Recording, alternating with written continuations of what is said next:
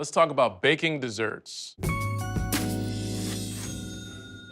Oh, I guess the show's got other ideas. Well, this pineapple upside down cake's gonna have to wait.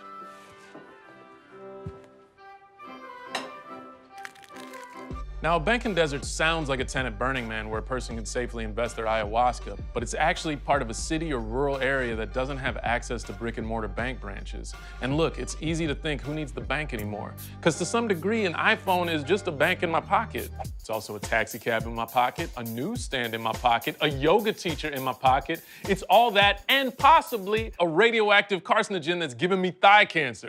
Now, a lot of times, the people who can't afford pricey iPhones are the same ones living in banking deserts. In the years following the 2008 financial crisis, 93% of bank branches that closed were in neighborhoods with a median income below the national average. So maybe the solution is to steal iPhones. Wyatt Cenac's problem areas and HBO do not encourage or endorse the stealing of iPhones.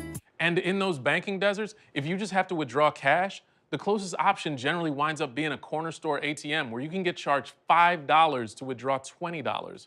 And when it's done, it keeps your balance on screen way too long, so you gotta stand there boxing it out like some kind of high school basketball player trying to impress a college scout, which is what I did and why I played that one magical season at UNC.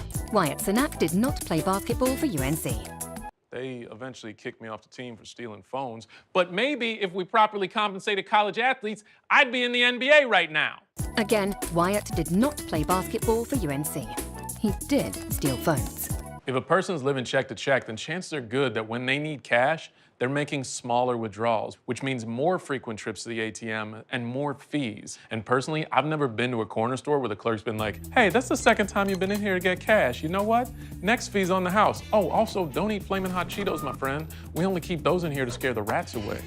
In 2017, ATM fees on withdrawals hit a record high for the 11th year in a row.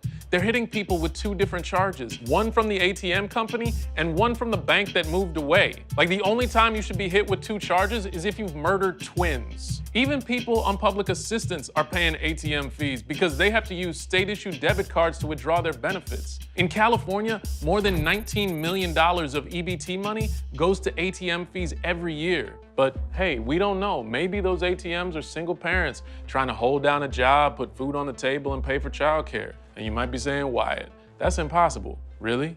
Because I was raised by a 7-Eleven ATM. I just want to give a shout out and say Happy Mother's Day to all the ATMs out there.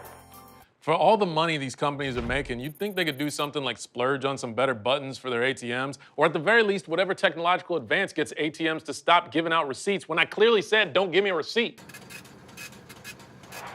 I'm not a kid anymore. Stop treating me like one. For as terrible as that sounds, there are some ideas that could bring relief to banking deserts. Senator Kirsten Gillibrand recently proposed a bill that would allow the post office to provide banking services. And there is some precedent when you consider that post offices, they were used as banks in this country from 1911 to 1967, and they were popular.